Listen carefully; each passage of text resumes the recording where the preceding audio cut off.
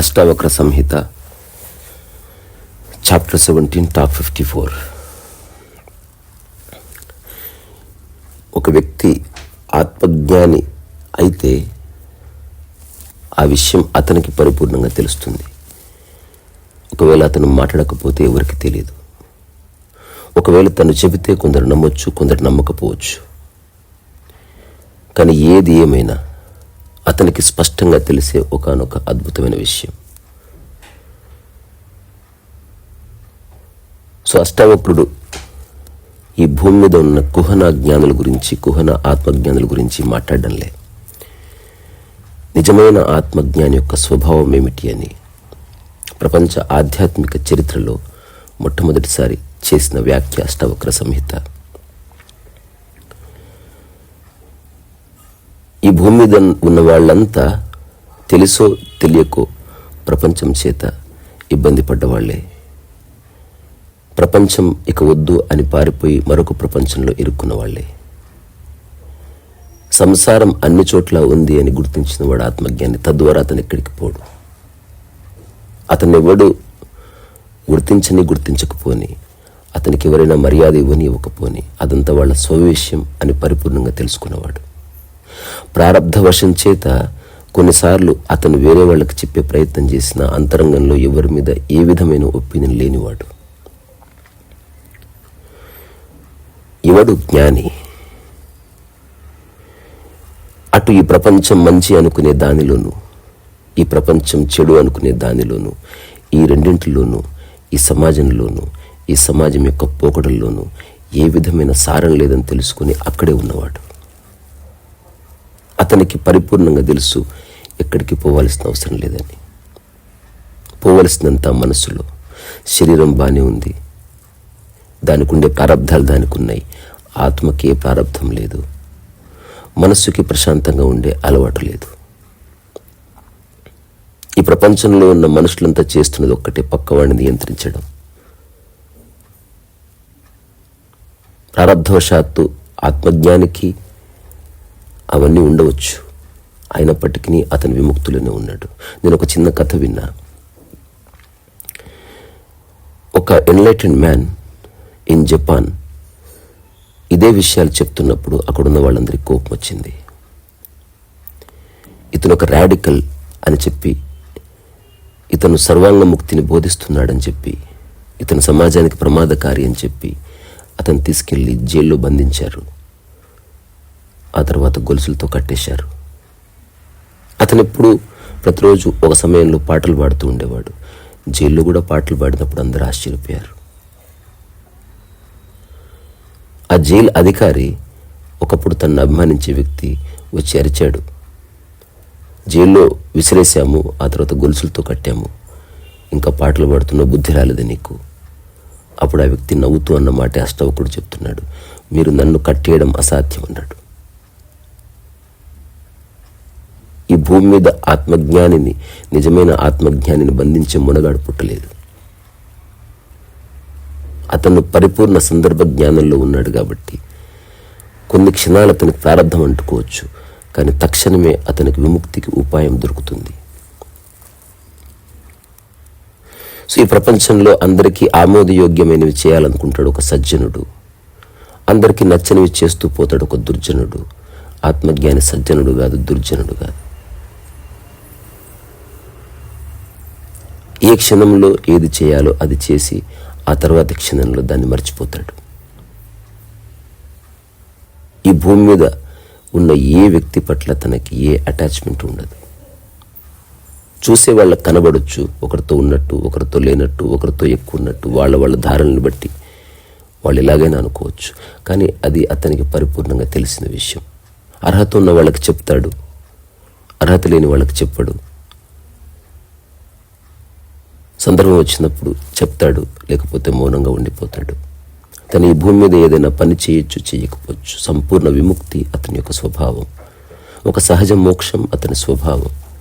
ఇట్లాంటి జ్ఞానం కలిగిన వాడు ఒక ఆత్మజ్ఞాని.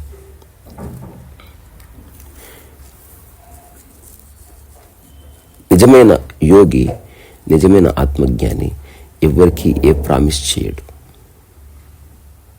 ప్రామిస్ ఎప్పుడూ భవిష్యత్తుకు సంబంధించి ఉంటుంది. అది వేరే వాళ్ళని తృప్తిపరిచే ప్రక్రియ. తనకు తెలుసు తను నిర్దోషిని. ఒకవేళ తను ఉరికంబం ఎక్కినా దాన్ని మనస్ఫూర్తిగా అంగీకరిస్తాడు తప్ప ఎవరి మీద ఏ కోపం ఉండదు. జీసస్ని చదివారా? అతనికి ఏ క్షణం ఆ క్షణం నిత్య నూతనం. జ్వరములోనూ నిత్య నూతనం, బాధలోనూ నిత్య నూతనం, ప్రారబ్ధాల ద్వారా వచ్చిన రకరకాల కర్మ ఫలితాల్లోనూ నిత్య నూతనం. అన్ని సందర్భాల్లో ఒక నిత్య నూతనాన్ని అనుభవిస్తున్న ఒక వర్తమాన మనస్సు యొక్క ఒక సహజ అనుభూతి ఆత్మజ్ఞాని యొక్క చైతన్య స్థితి. ఇప్పుడు నేను చెప్పే మాటలు నా గురించి రాసుకున్నవే, ఎవరినో ఒప్పించడానికి కాదు. అట్లా తెలుస్తుంది. కొన్నిసార్లు ఈ విషయాన్ని చెప్పే ప్రయత్నం చేశాను. నాకు అర్థమైంది ఎవరికి చెప్పే విషయాలు కాదు ఇవి. రాజబాబు గారి తమ్ముడు అనంత్, నేను అన్నయ్య అని పిలుస్తాను, ఆయన ఒక మాట అన్నాడు, నువ్వు త్వరలో మౌనమైపోతావేమో, నాకు భయం వేస్తుంది అన్నాడు. నేను నవ్వు ఊరుకున్నాను. నాకు తెలుసు నిజమేనని. మాట్లాడిన మౌనమే, మాట్లాడకపోయినా మౌనమే అని తెలుసు కాబట్టి మౌనంగా ఉన్నాను. మౌనం అంటే నోరు మూసుకొని కూర్చోడం కాదు.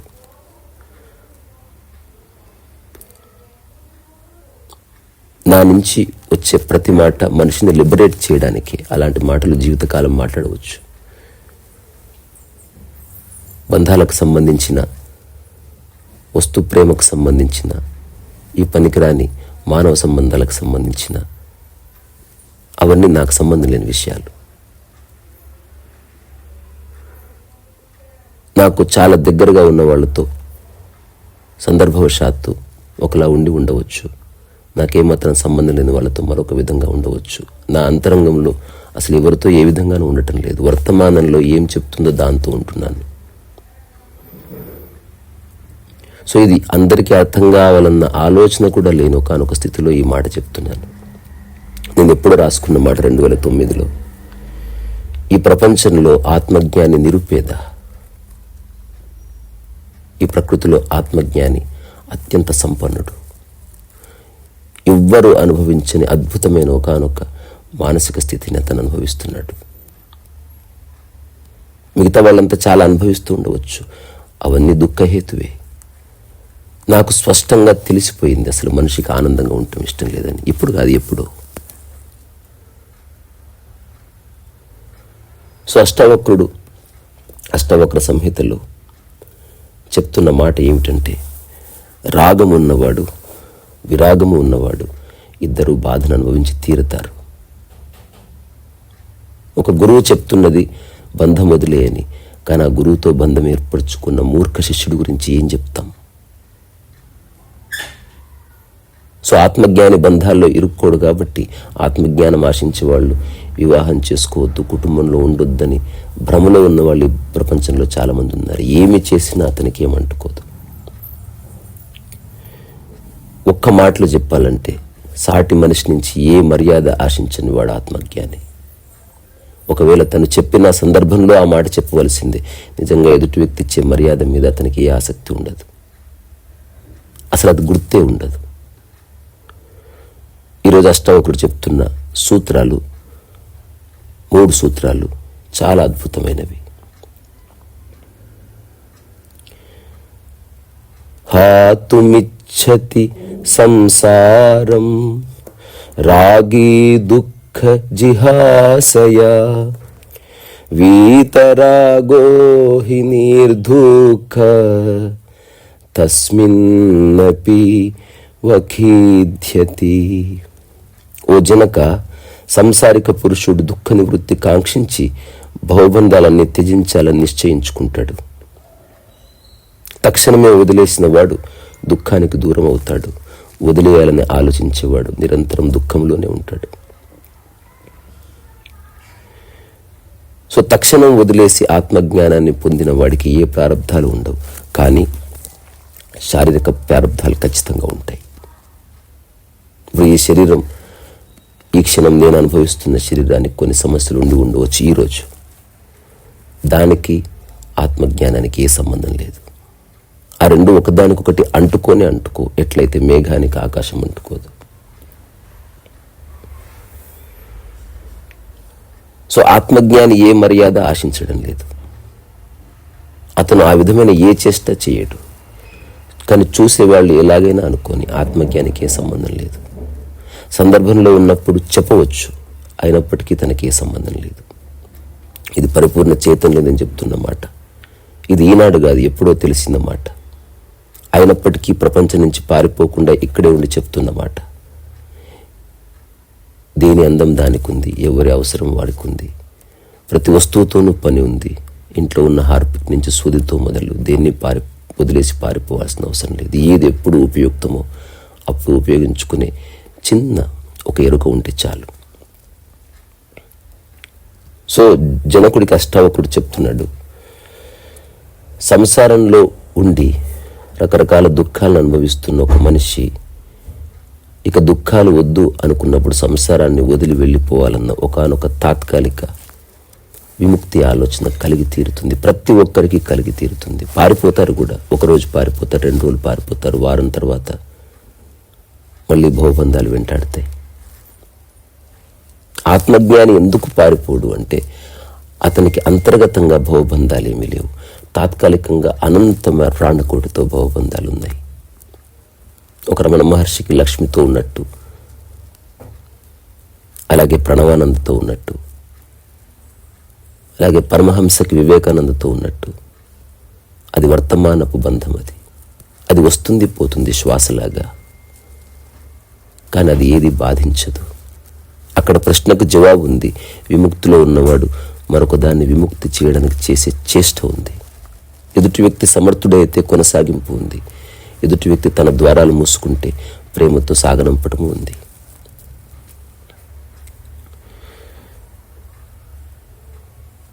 సో వీతరాగుడు గురించి చెప్తున్నాడు. రాగం అన్నిటి నావే అనుకొని బాధపడేవాడు. విరాగి ఇవేవి నాకొద్దని అన్నిటి నుంచి పారిపోతున్నవాడు. వీతరాగం అనుభవిస్తున్నవాడు ఎక్కడికి పారిపోవడంలే. తనకేది పట్టుకోదని తెలిసినప్పుడు పారిపోవాల్సిన అవసరం లేదు. ఒక తామరాకు నీటిలో ఉండి నీటిని పట్టినట్టు ఉంటుంది. పైనుంచి వర్షం పడ్డ సమస్య లేదు. దానికి అంటుకోదని తెలిసిన తర్వాత ఏ సమస్య లేదు. ప్రారబ్ధవశం చేత కొన్ని నీటి బొట్లు కొన్ని గంటల పాటు తామరాకు మీద ఉండి ఉండవచ్చు. అయినప్పటికీ తామరాకు నీటి బొట్టు అంటుకోదు. ఇదే ఆత్మజ్ఞానం యొక్క సంపూర్ణ స్థితి.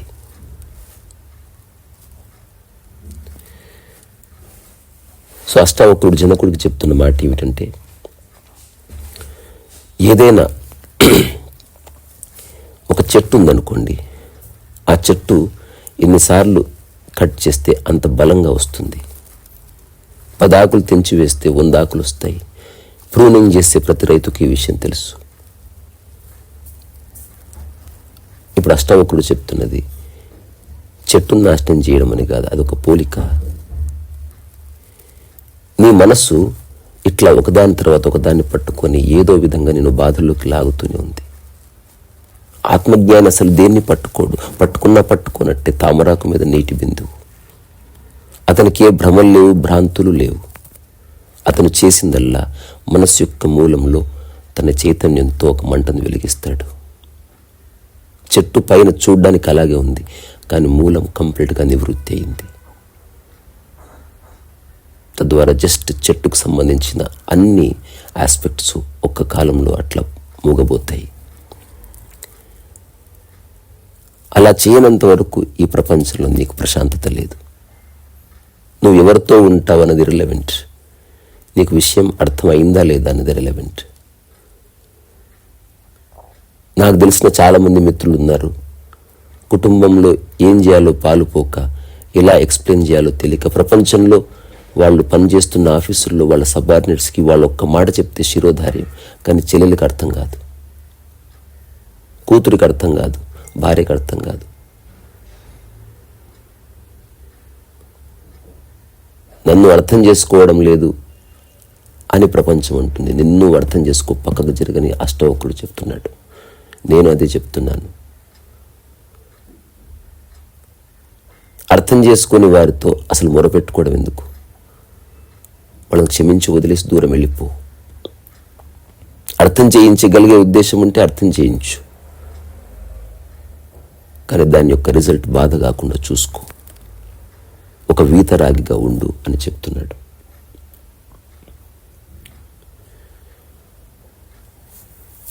ఈ భవబంధాలని, ఈ సంసారాన్ని వదిలి ఎక్కడికి పోలేవు.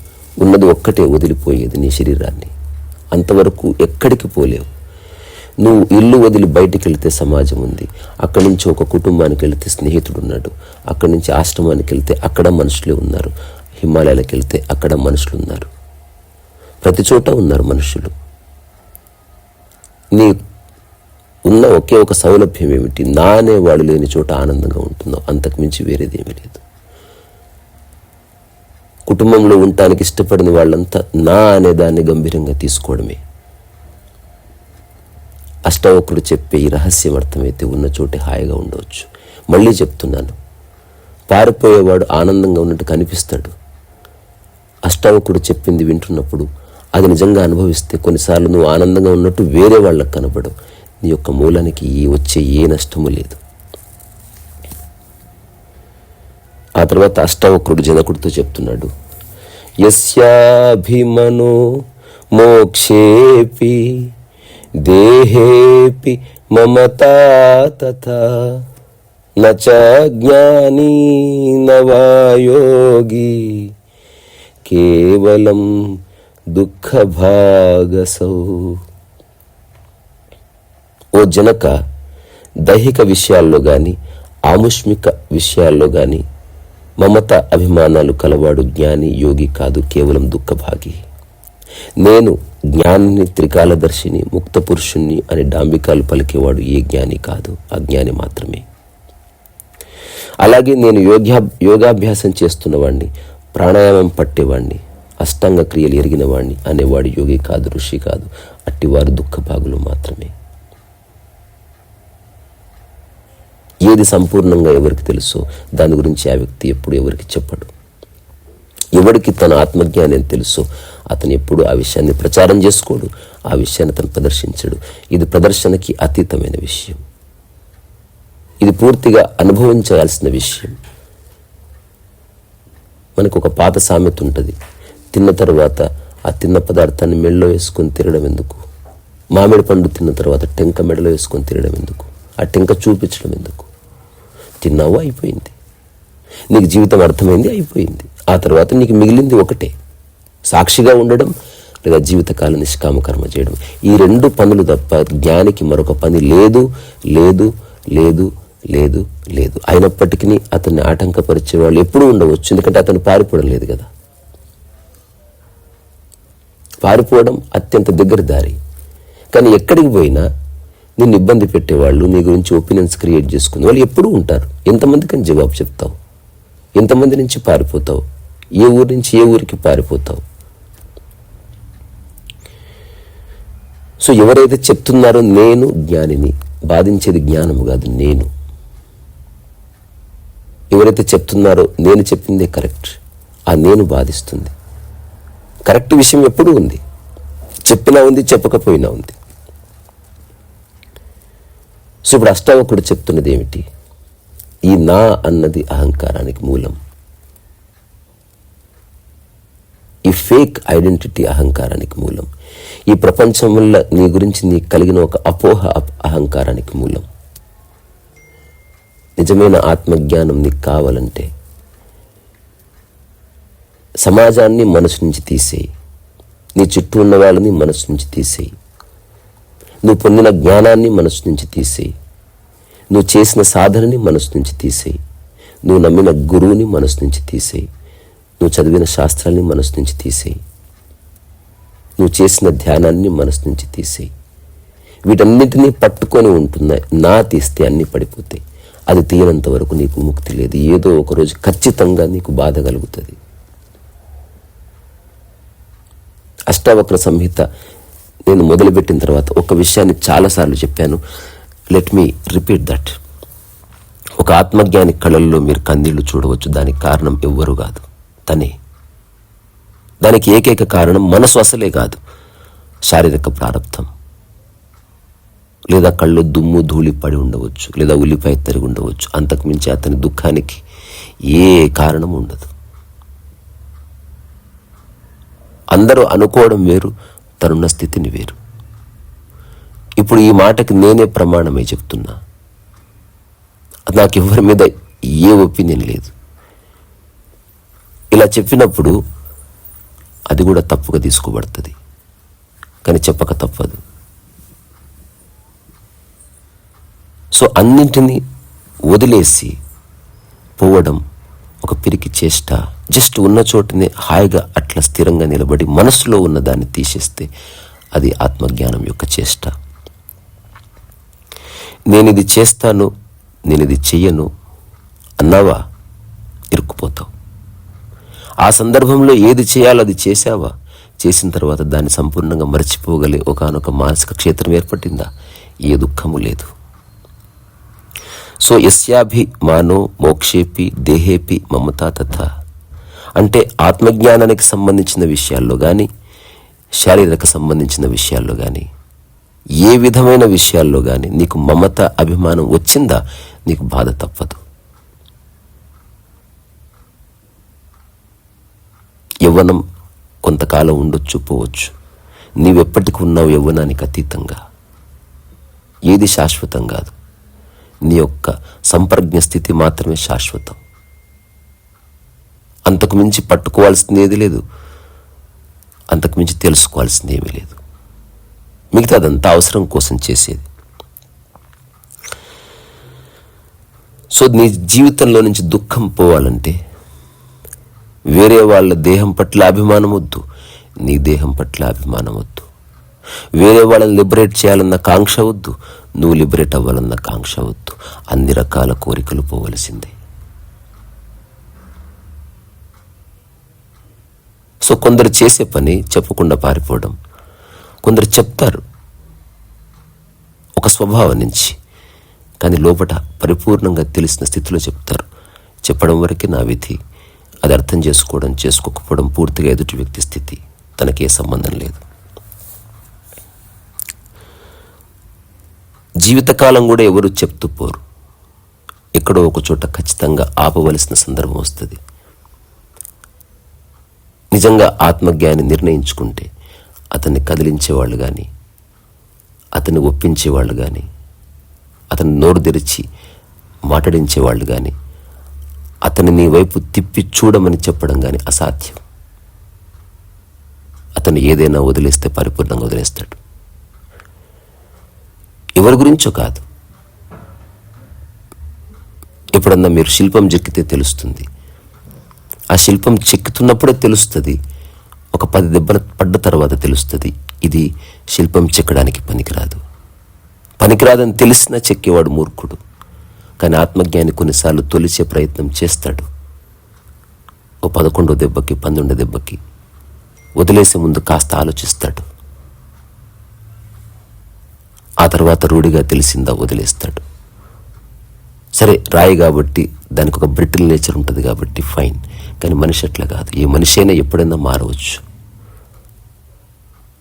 తన సమక్షంలోకి వచ్చే వాళ్ళు ఎవరు ఎలాంటి వాళ్ళైనప్పటికీ తన ప్రయత్నం వాళ్ళ మనసులో ఉన్న చెత్త తీసేయడం, అక్కడి నుంచి తను చేష్ట చేస్తాడు తప్ప ఎవరి పట్ల ఏ వైఖరి ఉండదు.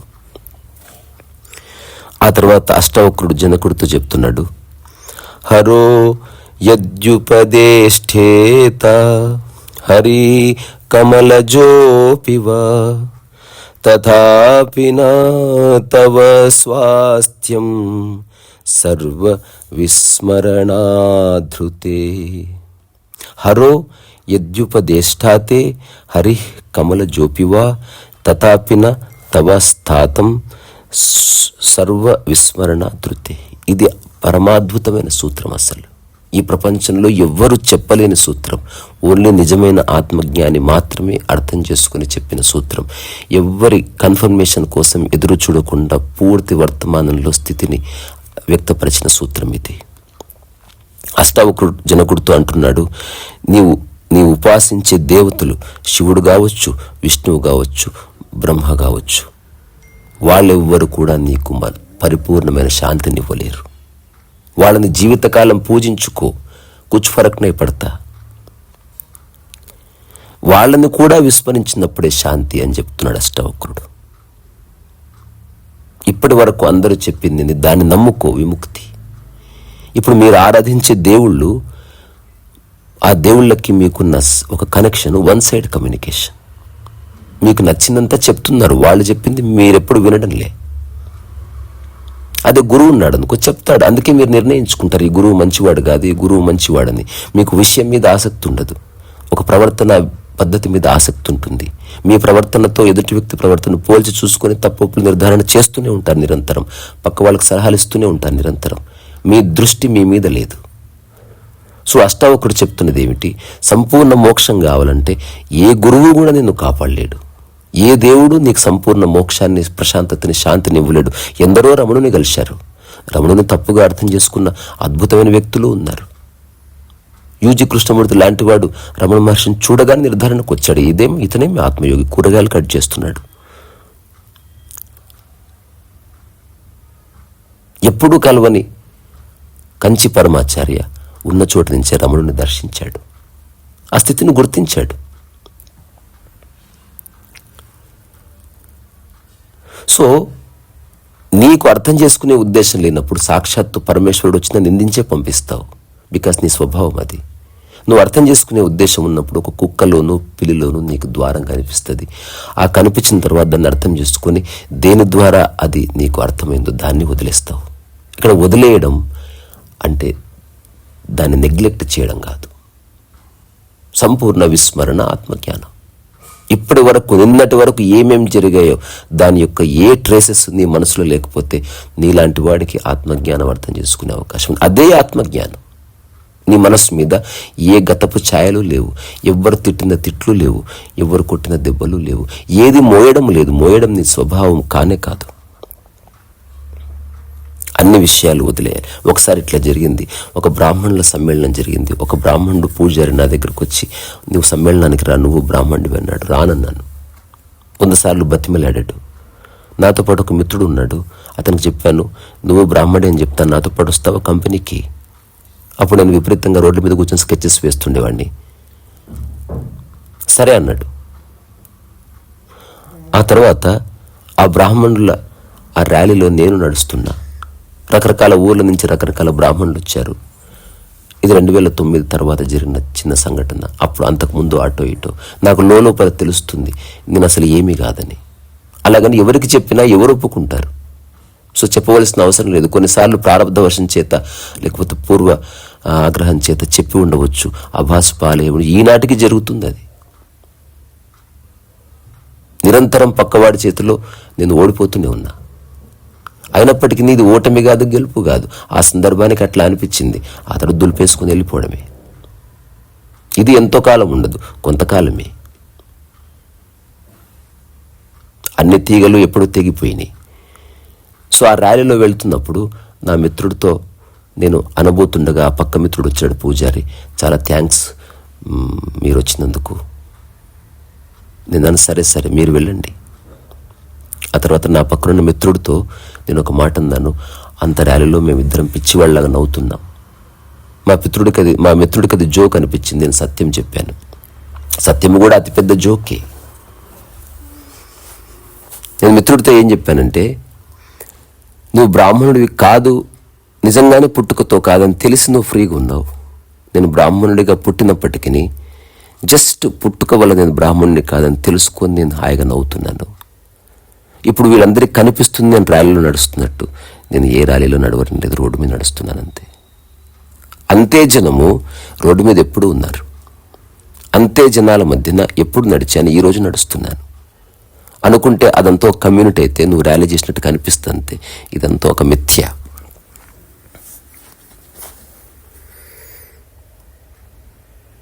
ఫ్రెడరిక్ నీషే దస్ స్పేక్ జరాతుస్త్రా పుస్తకంలో చివరిలో ఒక మాట అంటాడు, చివరి సందేశం. జరాతుస్త్రా ఎన్నన్నా చెప్పవచ్చు, కానీ అతని పట్ల సావధానంగా ఉండండి. If you misunderstand him, your life will be destroyed. You better don't understand him. Beware of Zarathustra. ప్రతి గురువు చేయవలసిన పని అది. గురువు చెప్పాలి శిష్యుడికి, నన్ను మీరు మోయడానికి వీల్లేదు. నేను చెప్పిన విషయాన్ని ఆచరించి అక్కడి నుంచి గట్టు మీద పడండి. నన్ను మోయవద్దు, నా ఫోటోలు పెట్టుకోవద్దు, నా గురించి ఆరాధన ఉత్సవాలు చేయొద్దు, నా జ్ఞానోదయపు దివస్ జరపకూడదు. అలాంటివి ఏమీ లేవు. అంత బక్వాస్ అది. ఎన్లైటన్మెంట్ డే అంత అబద్ధం ఇంకొకటి లేదు. ఎన్లైటన్మెంట్ డే తర్వాత అసలు there is no day and there is no night, there is no time. ఏ గురువులు ఎన్లైటన్మెంట్ చేసుకుంటున్నారు? They are fooling the people. చేసుకొని అజ్ఞానంకున్న అందం అజ్ఞానానికి ఉంది, ఒక ముళ్ళకంపకున్న అందం ముళ్ళకంపకు ఉంది. చేసుకొని కానీ అష్టావకుడు తరఫున నేను చెప్తున్న సత్యం, అలాంటివి ఏమీ లేని ఒకానొక స్థితిలోకి వచ్చి నిలబడు. అసలు ఏది పట్టుకోకు. నిన్ను ఏదైనా పట్టుకొని నువ్వు దేన్ని పట్టుకోకు. మళ్ళీ రిపీట్ చేస్తున్నా, నిన్ను ఎవరైనా పట్టుకొని నువ్వు దేన్ని పట్టుకోకు. ఇది ఎప్పుడూ మర్చిపోవద్దు. సో నిజమైన గురువు తన శిష్యుణ్ణి, తన భక్తుణ్ణి లేదా తను ఆరాధించేవాడిని, తన ఎదురుగా ఉన్న సాధకుణ్ణి తక్షణ విముక్తి చేస్తాడు. ఎప్పటికీ తన దగ్గరికి రాకుండా చూస్తాడు. వచ్చినప్పటికీ ఒక మనిషి ఇంకో మనిషిని కలిసినట్టే. ఎంత పెద్ద పద్ధతి ఉంటే అంత సాధన అవసరమవుతుంది, అంత సమయం ఉంటుంది. నిజమైన గురువు సరిగ్గా చూసి నిన్ను కాలాతీతంలోకి వెంటనే తక్కువ సమయంలో వచ్చేలా చేసి తీరతాడు. అష్టావకుడు చెప్తున్నది, నేను చెప్తున్నది నమ్మించే విషయం కాదు. ఇక్కడ నమ్మించడానికి ఏమీ లేదు. ఒక వేషధారణ లేదు, ఒక ప్రవర్తన నియమావళి లేదు, లేకపోతే ఒక విధి విధానము లేదు, లేదా ఒక పద్ధతి లేదు, లేకపోతే గ్రేడ్స్ లేవు. There is nothing. ఎట్లా నమ్మించడం? దీని అందమంతా అక్కడే ఉంది. నమ్మేవాడు, ఏ విధమైన నమ్మకాలు కలిగే మనసున్న వాడికి అష్టావక్ర సంహిత జీవితంలో అర్థం కాదు. నేను చెప్పేది జీవితంలో అర్థం కాదు. అన్ని నమ్మకాలు, అన్ని మూఢనమ్మకాలు, అన్ని ధారణలు, గతము భవిష్యత్తు అన్ని పక్కన పెట్టి జీవితాన్ని యథావిధంగా దర్శించే స్థితి ఉన్నవాడికి తక్షణం ఆత్మజ్ఞానం కలుగుతుంది. ఆత్మజ్ఞానం అంటే పుస్తక సమాచారాన్ని మోయడం కాదు. నీ మనసు నుంచి నువ్వు పూర్తిగా విముక్తి పొందావంతే. మనసు వల్ల ఏ ప్రారంధము లేని స్థితి ఆత్మజ్ఞానం. శారీరక ప్రారంధము ఉండనే ఉంది, సామాజిక ప్రారంధము ఉండనే ఉంది. అవేవి మనసుకు అంటుకోకుండా చూసుకో. అంతకుమించి తెలుసుకోవాల్సింది ఏమీ లేదు, అంతకుమించి తెలుసుకోవాల్సిన అవసరము లేదు. ఇక్కడే, ఇప్పుడే, ఈ క్షణమే అంత మర్చిపో. గుర్తించుకొని సాధించేది ఏమీ లేదు. ఈ క్షణమే నేనంతా మర్చిపోతున్నాను. నా మిత్రులు, వాళ్ళ స్నేహాలు, వాళ్ళ అభిమానాలు, నా బంధువులు, వాళ్ళు నా పట్ల ఏర్పరచుకున్న బంధాలు అవన్నీ వాళ్ళ తరఫున ఉండని, నా తరఫున ఎంత మాత్రము లేవు. ఈ భూమి మీద జరిగే, మనిషిలోనే జరిగే ఒకానొక అద్భుతాల్లో సంపూర్ణ విస్మరణ ఒకటి. మీ అందరికీ సంపూర్ణ విస్మరణ కలగాలని, అదే శాంతికి, అదే సుఖమని, అదే ప్రశాంతత నేను మీకు చెప్పాలనుకుంటున్నా. నీ మనసులో ఒక్క విషయం గుర్తున్నా, నువ్వు ఏడుస్తూ జీవిస్తావు, ఏడుస్తూ మరణిస్తావు. అట్లాంటి వాళ్ళందరికీ నా all the best. I'm not here to convince anybody and I have no interest in convincing anybody. I am here to just speak the truth and live the truth, but not to convince anybody.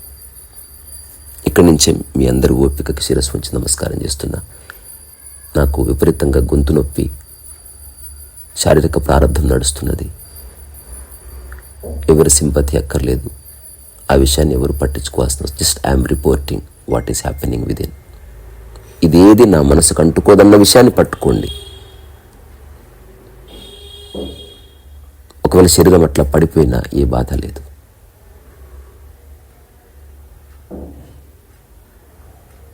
రిసరసు వయసు